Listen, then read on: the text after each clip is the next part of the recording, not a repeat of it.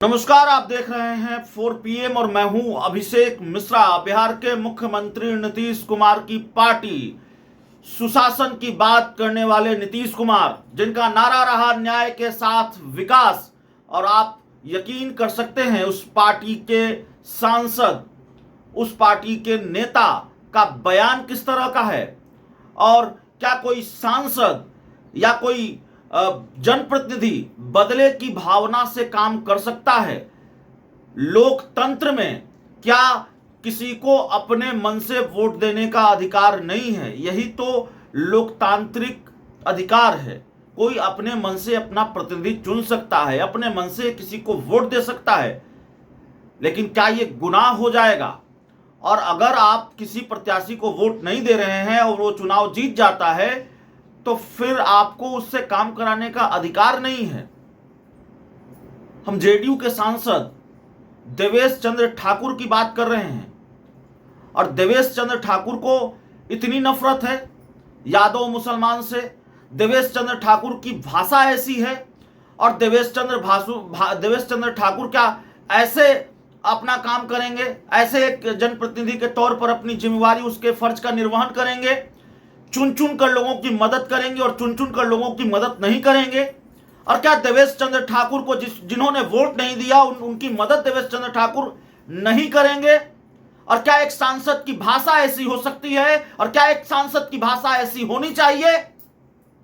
बिहार के मुख्यमंत्री नीतीश कुमार की पार्टी जेडीयू के सांसद हैं देवेश चंद्र ठाकुर, और क्या क्या कहा है उन्होंने वो हम आपको बताते हैं। जो बात मीडिया रिपोर्ट्स के हवाले से निकलकर सामने आ रही है, उनका एक बयान भी हम आपको सुनाने जा रहे हैं। वो इसलिए नाराज हैं कि मुसलमानों ने, यादवों ने उनको वोट नहीं दिया और वो जीत कर आ गए हैं, तो अब यादव और मुसलमानों का काम नहीं करेंगे। वो कह रहे मैं भूलता नहीं हूं, इस तरह की भाषा का इस्तेमाल कर रहे हैं।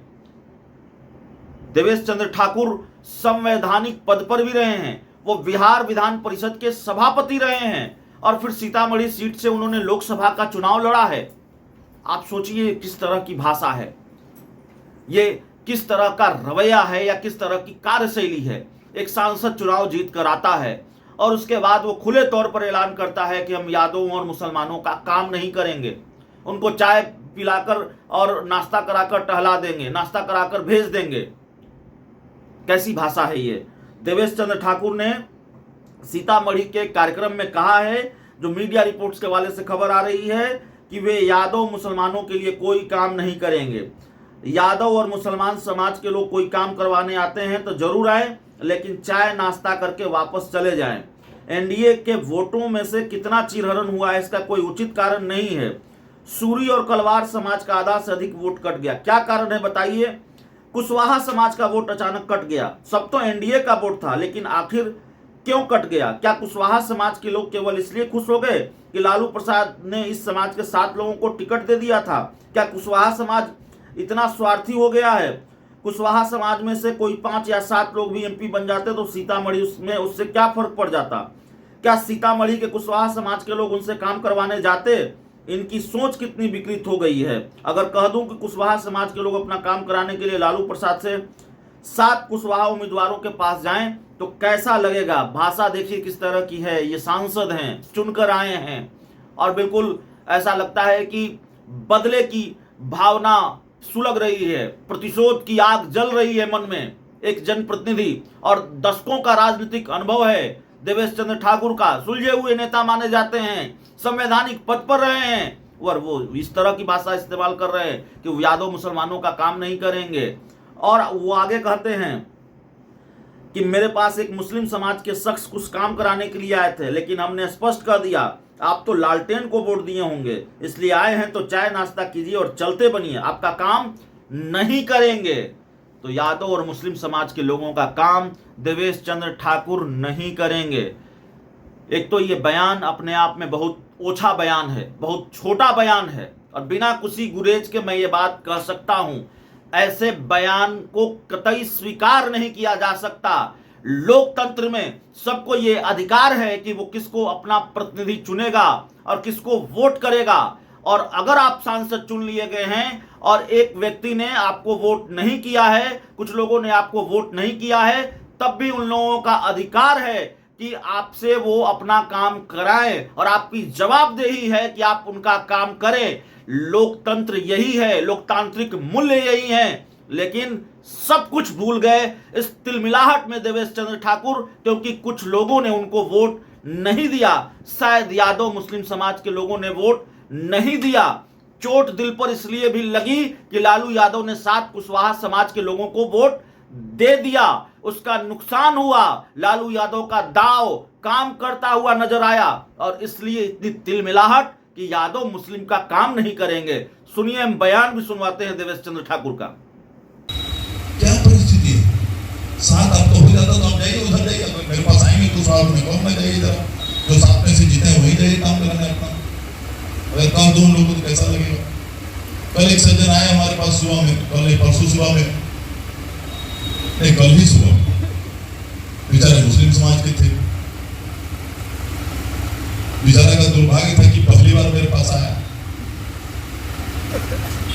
कुछ काम कराने आया, आरोही का समस्या, रेलवे ब्रिज के नीचे उसका दुकान का होता है। लेकिन सही में आदमी शरीफ था, अच्छा आदमी था। आया, कहा कि सर ऐसे ऐसे ऐसे ऐसे। उन्होंने कहा भाई साहब हमको लगता है मेरे यहाँ पहली बार आए। कहाँ से पहली बार आए? हमने कहा अभी अभी वोट हुआ, उसमें निश्चित रूप से अपने लालटेन को ही वोट दिया होगा। तो कहा जी सर लालटेन को दिया। हमने कहा फिर भी आप हिम्मत करके मेरे पास आए। घबरा गया। हमने कहा किस विचार से आए? ठीक है, आप पहली बार आए इसलिए मैं आपको कम बोल रहा हूं, उनको मैंने कहा, नहीं तो मैं छोड़ता नहीं हूं किसी को। आप पहली बार आए हैं, चाय मंगाता हूं आपके लिए, मिठाई मंगाता हूं आपके लिए, और उसके बाद आपको दुआ सलाम करके खुदा हाफिज का दूंगा। काम मैं आपका नहीं करूंगा, इसलिए कि तीर दबा, अगर मेरे लिए आप तीर दबाते तो आपको उस तीर में नरेंद्र मोदी का चेहरा दिखाई देता, इसलिए अपने लालटेन दबाया। तो अगर यही बात है तो मैं आपके काम करते वक्त आपके चेहरे पे लालटेन और लालू जी का चेहरा क्यों नहीं देखूं?